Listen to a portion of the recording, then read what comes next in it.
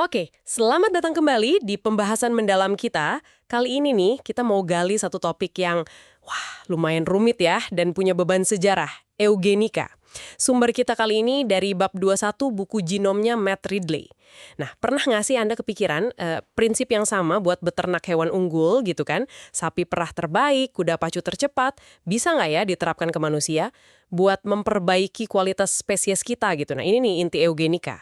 Iya, betul. Ini gagasan yang sejarahnya panjang, kompleks, dan seringkali ya kelam banget. Kita coba telusuri deh gimana idenya muncul, terus gimana jadi kebijakan. Dan seringkali ini penting, melibatkan paksaan, brutal malah. Dan gimana gaungnya tuh masih ada loh sampai sekarang di debat soal genetika modern. Tapi gini, tujuan kita bukan menghakimi masa lalu pakai kacamata sekarang ya. Lebih ke mencoba paham aja alur pikirnya gimana, motivasinya apa, dan ya konsekuensinya apa. Nah, setuju banget. Penting itu memahami konteksnya. Gimana niat yang mungkin awalnya dianggap baik, kok bisa jadi mengerikan gitu. Dan yang penting juga nih, bedain antara paksaan negara zaman dulu sama pilihan-pilihan pribadi kita sekarang dengan adanya ilmu genetika ini kan. Oke deh, yuk kita mulai bongkar ini. Kita mulai dari akarnya dulu deh. Ada Francis Galton. Ini menarik loh. Dia sepupunya Charles Darwin. Dia yang bikin istilah eugenika ini sekitar 1885. Kalau dipikir-pikir ya, logika awalnya mungkin kedengaran masuk akal ya buat orang zaman itu. Lihat suksesnya seleksi buatan di hewan, terus kepikiran, kenapa nggak ke manusia juga? Betul sekali. Awalnya si Galton ini lebih mikir ke arah eugenika positif. Itu istilahnya. Idenya yaitu mendorong orang-orang yang dianggap punya sifat terbaik, apapunlah definisinya waktu itu, buat nikah terus punya anak banyak. Ya mirip pemuliaan ternak itu. Tapi, eugenika positif aja udah rada gimana gitu ya? Siapa coba yang berhak nentuin mana sifat terbaik? Kayaknya nggak berhenti di situ kan? Nah, itu dia. Definisi terbaik aja udah rumit banget. Tapi yang terjadi berikutnya ini yang lebih bahaya. Fokusnya cepet banget geser. Jadi bukan cuma nyuruh yang terbaik punya anak, tapi malah aktif mencegah. Mencegah yang dianggap terburuk, cacat, atau tidak layak, unfit, gitu istilahnya. Wah, tidak layak. Istilahnya berat banget ya. Itu siapa aja sih yang masuk kategori ini menurut mereka waktu itu? Kategorinya les banget, dan isinya ya prasangka sosial zaman itu. Orang yang dicap bermental lemah, feeble-minded, itu bisa kena ke penderita epilepsi, orang dengan gangguan belajar, pecandu alkohol, bahkan orang miskin atau kriminal, macam-macam pokoknya. Asumsinya, yang sekarang kita tahu salah kaprah banget, itu sifat-sifat kompleks dianggap turunan gen tunggal aja gitu. Jadi bisa dihilangkan kalau orangnya nggak punya anak. Ini lebih nunjukin bias sosial sih, bukan ilmu yang kuat. Oke, jadi ide abstrak ini mulai diterapin paksa ya, terutama di Amerika Serikat awal abad 20. Saya baca tuh ada Charles Davenport, dia bikin Cold Spring Harbor Lab, khusus buat studi eugenika. Malah dapat dana dari Carnegie ya. Kayaknya elit zaman itu takut banget ya sama degenerasi ras. Tepat. Amerika itu jadi kayak laboratorium raksasa buat gerakan eugenika. Davenport, terus ada Harry Loveling juga, mereka ini berpengaruh banget. Mereka pakai studi-studi yang, ya ampun, diragukan banget. Contohnya buku Henry Goddard soal keluarga Kalikak. Itu belakangan ketahuan datanya dimanipulasi, biar pas sama kesimpulan. Tujuannya ya buat meyakinkan politisi dan publik, ngebarin ide kalau sifat kayak mental lemah atau kriminalitas itu warisan simpel kayak warna mata. Gampang dihilangin katanya. Dan argumen ilmiah ini walau salah kaprah laku ya Sam. Sampai Presiden Theodore Roosevelt aja dukung. Terus dampak nyatanya gimana di AS? Dampaknya nyata dan ngeri banget. Undang-undang sterilisasi paksa, mulai di Indiana tahun 1907, terus lebih dari 30 negara bagian lain ngikutin. Akibatnya, puluhan ribu warga Amerika, perkiraan konservatif aja nih, sekitar 60.000 orang, sampai program ini berhenti di tahun 70-an, itu disteril paksa. Seringnya tanpa persetujuan, kadang malah tanpa sepengetahuan mereka. Dianggap nggak layak secara genetik sama negara. Ini kan pelanggaran HAM berat banget. Otonomi tubuh diinjak-injak. Puluhan ribu orang. Gila. hanya karena label yang subjektif dan penuh bias gitu. Susah bayangin ini bisa terjadi segede ini skalanya. Ini benar-benar nunjukin gimana ideologi bisa ngebajak sains ya buat kontrol sosial. Iya, ini contoh tragis banget. Gimana ide yang mungkin awalnya niatnya baik, tapi ketemu ketakutan sosial, takut sama imigran, kemiskinan, penyakit mental, terus prasangka rasial, plus kekuasaan negara yang nggak kekontrol. Wah, jadilah alat penindasan yang sistematis dan brutal. Fokusnya geser dari ilmu, jadi pembenaran buat diskriminasi. Terus kalau di Inggris gimana? Tempat lahirnya Galton sendiri, apa semangatnya sama kayak di AS? Kan ada tokoh-tokoh top kayak Carl Pearson, Ronald Fisher, yang juga dukung eugenika. Pasti ada tekanan juga dong buat bikin hukum sterilisasi paksa kayak di AS? Tekanannya ada dan lumayan kuat. Ada Eugenic Education Society, aktif banget lobby ke parlemen. Tapi yang menarik di Inggris itu, waktu RUU serupa diajuin tahun 1913, ada perlawanan yang lumayan kuat juga. Jadi nggak mulus-mulus aja gitu usahanya buat melegalkan pencegahan prokreasi buat kelompok tidak layak ini. Siapa tuh yang lawan? Terus argumennya apa? Apa mereka nyerang dasar ilmiahnya yang emang lemah itu? Nah, yang paling vokal dan mungkin paling efektif itu anggota parlemen namanya Josiah Wedgwood. Uniknya nih, argumen Wedgwood itu nggak terlalu fokus ke validitas ilmiah eugenika, walaupun dia juga skeptisi. Fokus utamanya justru ke isu fundamental, kebebasan individu versus kekuasaan negara. Oh, jadi lebih ke prinsip ya.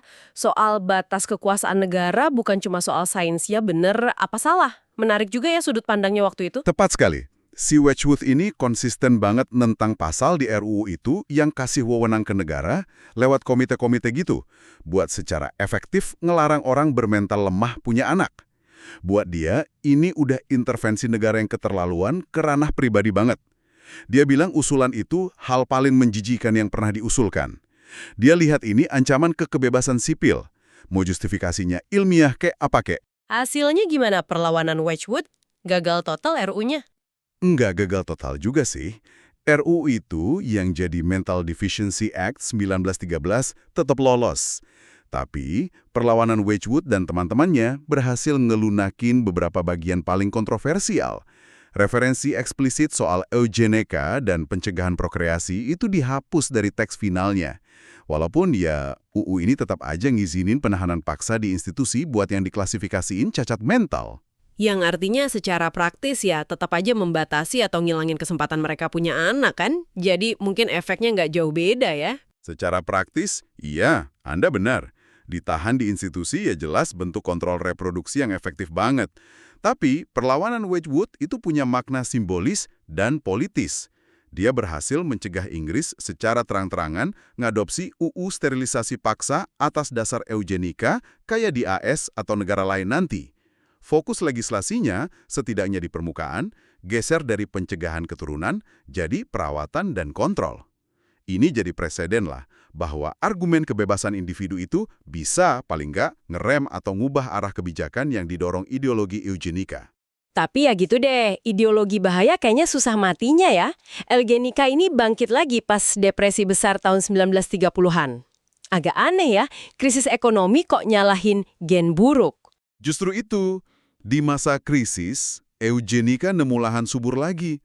Secara absurd dan tragis, ada aja yang nyalahin masalah ekonomi kompleks, kayak pengangguran massal, itu gara-gara degenerasi ras. Katanya karena kelompok tidak layak, kebanyakan berkembang biak. Ini kan contoh klasik nyari kambing hitam gampang buat masalah sosial rumit. Akibatnya, ya muncul gelombang baru UU eugenika. Negara-negara Skandinavia kayak Swedia 1934 bikin hukum sterilisasi paksa. Terus yang paling terkenal dan ekstrim, Jerman di bawah Nazi tahun 1934. Bahkan di Inggris sendiri idenya nguap lagi ya. Saya baca soal Komite Brok itu dibentuk pemerintah awal 30-an, malah merekomendasikan sterilisasi sukarela buat kategori cacat mental. Wah, nyaris saja Inggris ikut-ikutan. Betul. Laporan Komite Brok itu awalnya malah muji-muji hukum sterilisasi Nazi Jerman 1934. Dibilang progresif, patut ditiru. Ini nunjukin betapa kuatnya tarikan ide eugenika waktu itu, bahkan di kalangan terpelajar. Tapi, nah ini titik baliknya di Inggris. Pas akhir 1930-an, mulai nyebar luas tuh laporan-laporan soal praktik brutalnya. gimana sterilisasi paksa dijadiin alat penganiayaan politik dan rasial sama Nazi. Pelanggaran HAM ekstrim di Jerman. Jadi ngeri lihat implementasi logisnya di tangan rezim totaliter itu yang bikin Inggris akhirnya mundur. Tepat. Ngeri lihat konsekuensi nyatanya. Gimana itu dipakai buat nindas minoritas, lawan politik, kelompok rentan, atas nama kemurnian ras atau kesehatan masyarakat, itu akhirnya nyadarin banyak pihak di Inggris. Walaupun Komite Brok udah rekomendasi, pemerintah Inggris akhirnya nggak pernah tuh bikin UU sterilisasi paksa. Akal sehat, atau mungkin lebih tepatnya rasa ngeri lihat contoh ekstrimnya, akhirnya menang. Sayangnya ya udah telat buat ratusan ribu korban di Jerman, AS, Swedia, dan negara lain. Oke, setelah nelusuri sejarah kelam ini, coba kita tarik benang merahnya deh. Apa sih kesalahan paling fundamental dari gerakan eugenika ini? Apa cuma karena ilmu genetikanya zaman itu masih cupu banget dan banyak asumsi salah? Ya, pemahaman genetika waktu itu jelas terbatas banget. Mereka terlalu nyederhanain warisan sifat manusia yang kompleks kayak kecerdasan, moralitas, kesehatan mental. Itu pasti. Tapi, kalau kita jujur nih, masalah inti eugenika itu bukan cuma di kelemahan ilmiahnya. Seleksi buatan, kan kita bahas di awal, emang berhasil di hewan dan tumbuhan buat tujuan tertentu. Kesalahan fundamentalnya yang bikin ini jadi kejahatan kemanusiaan, itu ada di elemen paksaan, coercion. Paksaan oleh siapa terhadap siapa? Paksaan oleh negara terhadap individu. Eugenika historis itu intinya negara maksa visinya soal masyarakat ideal atau ras unggul ke warganya. Dengan ngorbanin hak individu paling dasar, dia nempatin kepentingan kolektif yang abstrak, kepentingan ras, kepentingan sosial, kesehatan publik, di atas hak asasi individu buat nentuin nasib tubuhnya sendiri, keputusan reproduksinya sendiri. Ada kutipan Karl Pearson yang Anda sebutin di sumber kita ya, yang kayaknya nerangkum banget filosofi ngeri di baliknya. Iya, si Pearson itu pernah nulis apa yang sosial itu benar dan tidak ada definisi benar di luar itu. Ini kan esensi pemikiran totaliter. Individu itu cuma alat buat tujuan kolektif yang ditentuin negara atau kelompok dominan. Individu kehilangan nilai intrinsiknya, martabatnya, otonominya. Nah, ini bahaya terbesar eugenika. Pengabaian total terhadap nilai dan hak individu. Oke, ini ngebawa kita ke pertanyaan yang relevan banget hari ini. Kan sekarang kita hidup di era teknologi genetika yang udah jauh banget melampaui bayangan Galton atau Davenport. Ada screening genetik prenatal, preimplantasi, bahkan potensi editing gen. Nah, ini buka pintu buat bentuk eugenika baru mbak sih? Misalnya nih, pas orang tua milih screening sindrom Down atau penyakit genetik lain kayak Tay-Sachs. Nah, ini pertanyaan krusial banget. Dan di sini bedanya konsep itu penting banget buat kita pahami bareng-bareng. Sebagian besar praktik genetika klinis modern, paling nggak di banyak negara demokrasi barat ya, itu operasinya pakai prinsip yang beda banget sama eugenika historis. Prinsip utamanya ada itu pilihan individu yang diinformasikan, informed individual choice, berdasarkan nilai dan kriteria pribadi. Bisa dijelasin lagi bedanya? Soalnya tujuannya kan mungkin mirip ya, ngindarin kelahiran anak dengan kondisi genetik tertentu. Kuncinya beda di siapa yang bikin keputusan akhir dan atas dasar apa keputusan itu dibuat. Eugenika historis itu paksaan negara atau institusi yang dikasih wewenang negara. Didorong agenda kepentingan negara atau ras, sering kali pakai kriteria diskriminatif. Sebaliknya, screening genetik modern umumnya sifatnya sukarela, ditawarin ke individu atau pasangan, dan keputusan akhir, mau tes atau enggak, terus hasilnya diapain, idealnya ada di tangan mereka. Tujuannya biasanya terkait kesejahteraan individu atau keluarga versi mereka sendiri, bukan agenda negara buat memperbaiki ras. Fokusnya geser dari paksaan ke pemberdayaan lewat informasi. Paham sih beda prinsipnya. Tapi di prakteknya nih, seberapa bebas pilihan individu ini? Bukannya ada potensi tekanan halus gitu, misalnya dari dokter yang nyaranin tes, atau dari asuransi, atau malah dari budaya masyarakat yang makin pengen sempurna atau ngindarin beban? Nah, Anda nunjuk ke area abu-abu etis yang nyata banget dan kompleks. Tekanan itu emang bisa ada dan bisa kuat banget, meskipun bukan dalam bentuk hukum paksa. Bisa ada tekanan implisit buat ngelakuin tes tertentu, atau tekanan sosial buat ngambil tindakan tertentu, misalnya aborsi, kalau hasilnya nunjukin kondisi genetik yang nggak diinginkan. Ini tantangan etis yang terus berkembang seiring majunya teknologi. Tapi garis batas fundamentalnya tetap di siapa yang pegang kendali keputusan akhir.